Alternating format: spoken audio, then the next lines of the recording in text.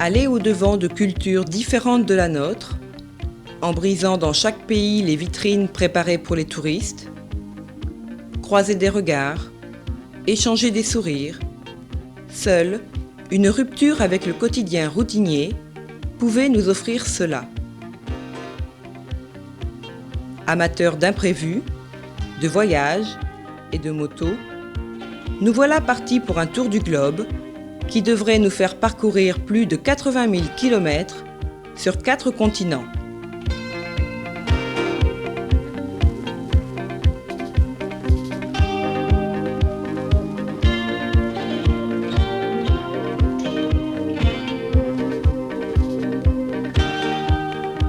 Première destination, les États-Unis. De New York à la Floride, nous partons à la recherche du mythe américain.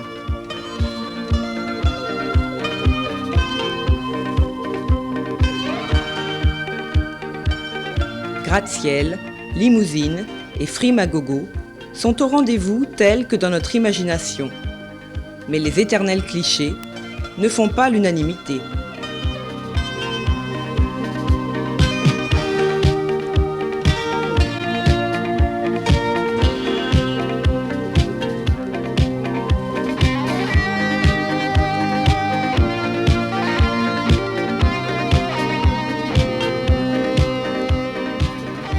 À Woodstock, le club de Harley-Davidson nous accueille le temps d'un rallye. Aucun doute, nous n'avons ni le look, ni la monture, mais sommes fiers de côtoyer pour une journée ces superbes machines, brillantes et pétaradantes.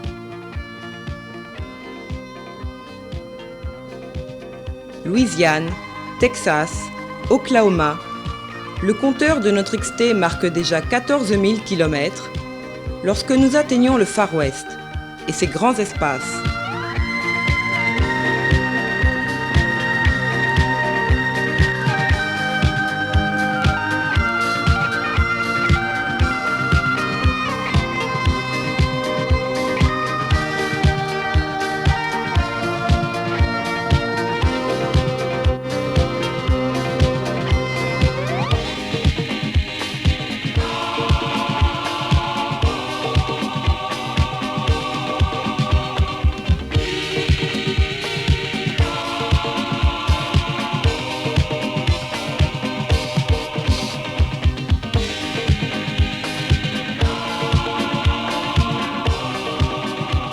La température, qui flirte avec les moins 10 degrés, rend les nuits sous la tente de plus en plus pénibles.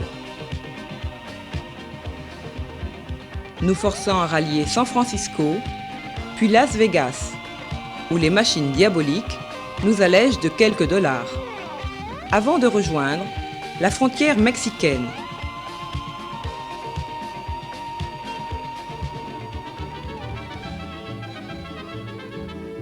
Faim, bidonville, corruption, la misère n'attend pas pour nous sauter aux yeux. Et à chaque arrêt, les gamins s'agglutinent autour de nous à la recherche du dieu dollar. S'échappant difficilement du labyrinthe qu'est Mexico, nous gagnons les pyramides de Teotihuacan, Oaxaca et El Tarin, où la cérémonie des voladors nous donne le vertige. Non loin de là, nous mettons la moto en caisse pour l'envoyer en Équateur.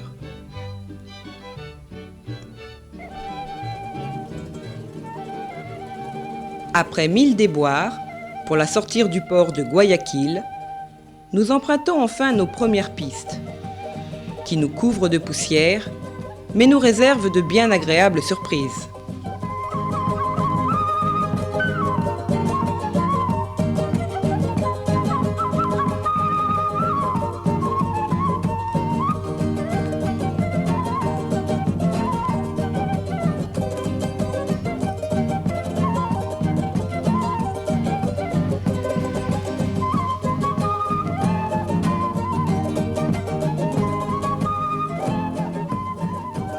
La ligne de l'équateur franchie, c'est à Otavalo que nous passons notre premier Noël à l'autre bout du monde.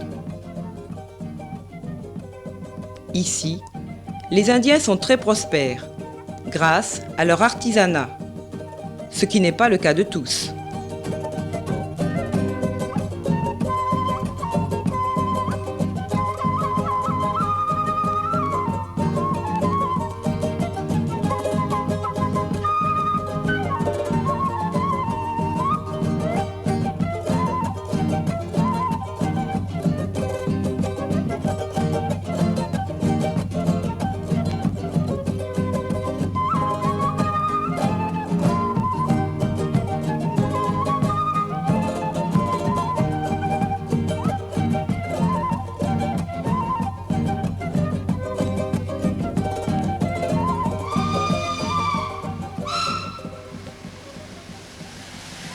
La nouvelle année débute par une balade en train à vapeur. La tête dans le nuage de charbon, craché par la loco, nous parcourons tant bien que mal 160 km en 9 heures. Dépaysement total.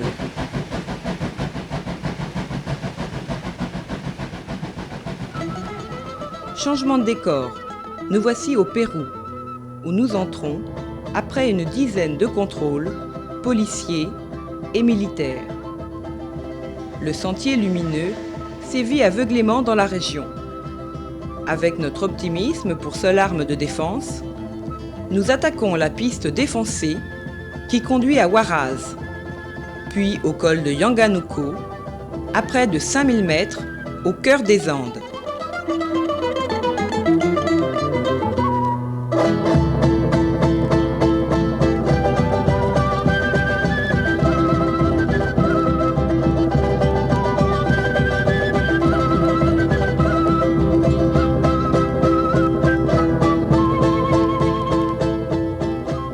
De retour sur la côte, nous survolons le site de Nazca, où les lignes et figures gardent toujours leur mystère, avant d'entamer l'ascension du Machu Picchu, cité perdue, complètement déserte, ou presque.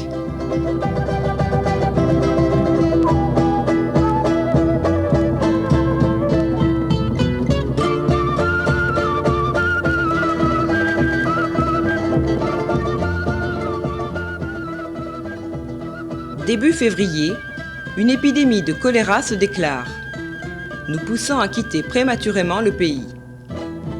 Après une dernière nuit à Arequipa, où il faut déployer toute son imagination pour ne pas se faire détrousser, nous passons au Chili. Nous longeons la route panaméricaine, au nord du pays, lorsque la moto s'immobilise net. La casse est énorme. Piston percé, soupape cassée. Notre morale et notre budget fondent à vue d'œil. Et nous devons attendre 3 semaines, les pièces commandées en France. Enfin, nous recevons notre colis libérateur.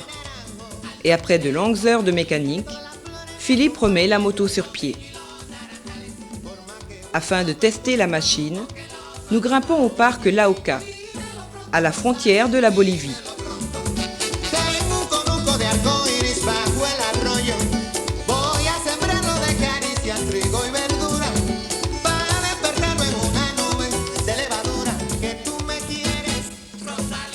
Le test est pleinement réussi pour la moto. Sans plus attendre, nous filons vers le désert d'Atacama, le plus sec du monde. Nous plantons la tente dans le décor surnaturel de la vallée de la Lune, toute proche, avant de mettre le cap sur l'Argentine. Après 10 jours de route, nous arrivons aux gigantesques chutes d'Iguassou, noyées dans un décor tropical et une végétation dense.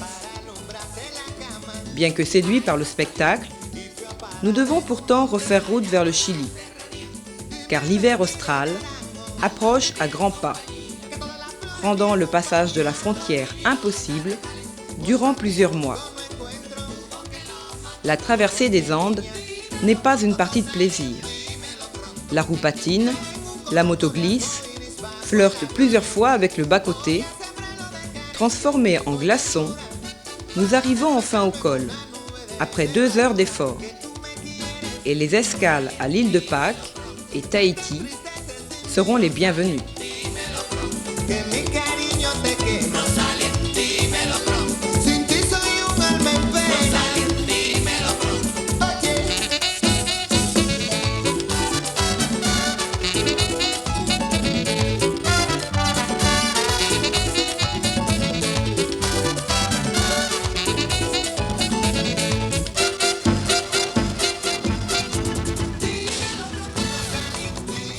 Le 18 juin, nous atterrissons à Sydney, où nous fêtons notre première année de voyage. Horizon infini, paysage hors du temps, le désert nous fait signe. Bien que la conduite sur les pistes, avec nos 200 kg de charge, soit loin d'être évidente. Autre difficulté, il faut rouler à gauche. Mais le problème est vite oublié, lorsqu'on ne croise en moyenne qu'un véhicule dans la journée. Pourtant, quand on en croise un comme celui-là, il vaut mieux se ranger, car on ne fait vraiment pas le poids. Eau et nourriture en réserve, perdus à des centaines de kilomètres de toute habitation, nous établissons notre camp au milieu du bush. Et la veillée au coin du feu n'a pas d'égal, entourée d'un silence total.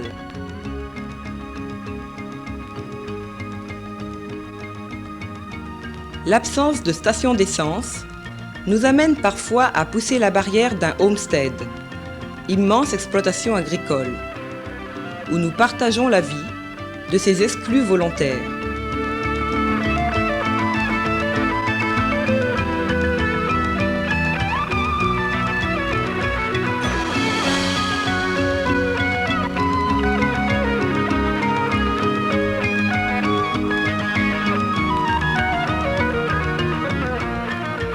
Après la rencontre de l'Australian Safari et le partage avec eux d'une nuit d'étape, nous filons vers Liars Rock.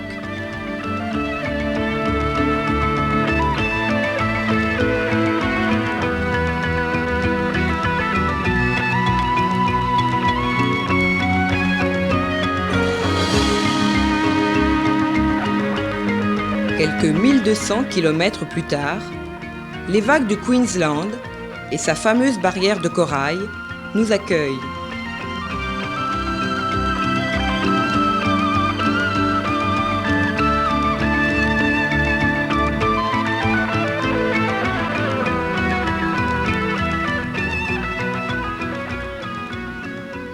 Tôle ondulée, boule dust, poussière, chaleur, les tracks qui conduisent à Darwin nous mènent la vie dure. Kilomètre après kilomètre, nous atteignons enfin la ville, où nous travaillons 2 semaines afin de payer notre voyage vers l'Inde.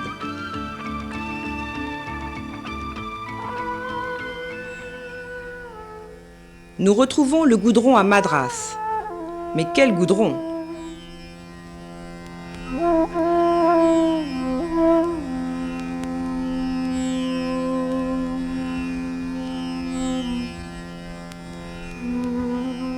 La circulation ici est la plus folle et la plus sauvage depuis notre départ.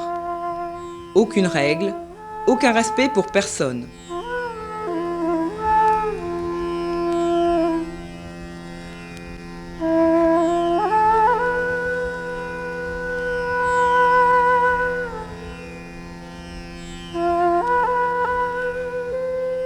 Le code de la route n'existe visiblement pas. Et nous nous demandons encore comment nous avons réussi à circuler pendant plus de 10 000 km sans aucune égratignure.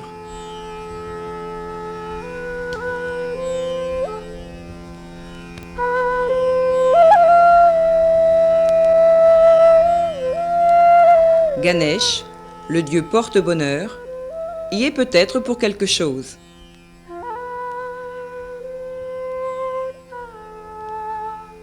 Ici, le sens du sacré et des traditions aide à supporter le poids de la vie quotidienne, en attendant un monde meilleur, peuplé de 1001 divinités.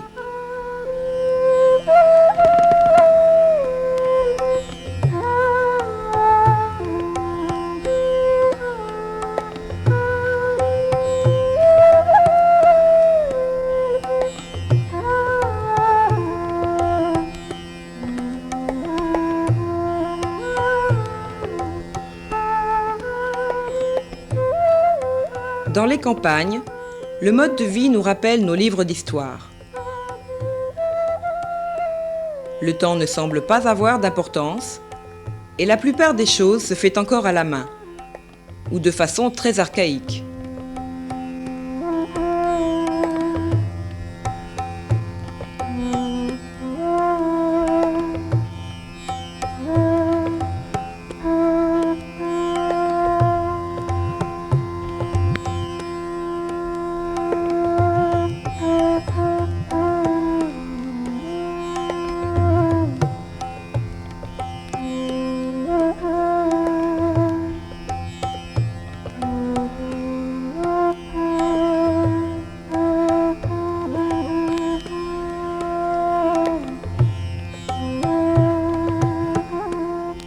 Notre chargement bizarre intrigue beaucoup et une foule de badauds se donne systématiquement rendez-vous à 1 mètre de la moto pour nous observer.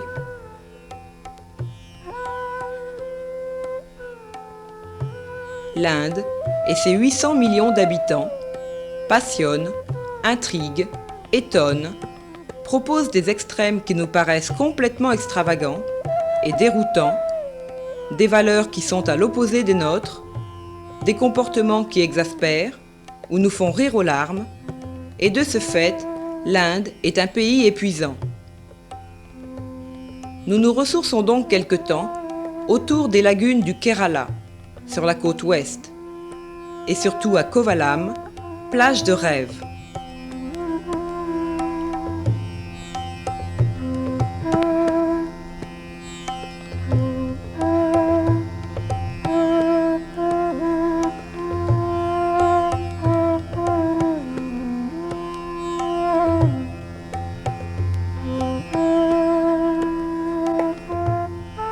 Le 1er janvier, survient notre première crevaison, après 65 000 km de voyage.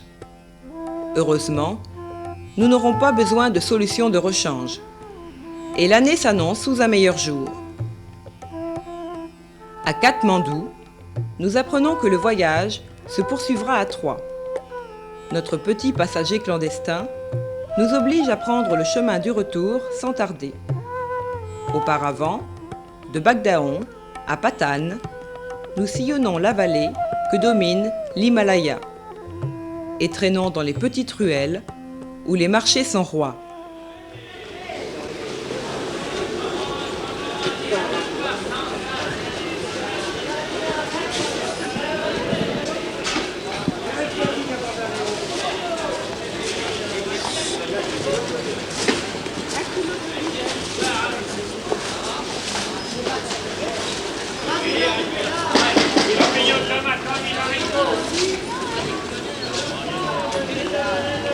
Sous l'œil imperturbable de Bouddha, omniprésent.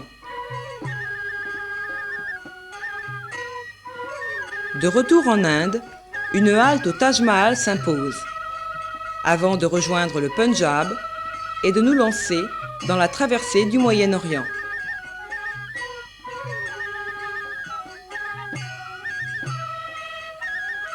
C'est d'abord le Pakistan, où l'entrée dans certaines régions désertiques, peuplées de moudjahidines, ne nous rassure guère. Mais là encore, tout au long des routes en tôle ondulée, impitoyables pour notre monture, les rencontres insolites ne manquent pas.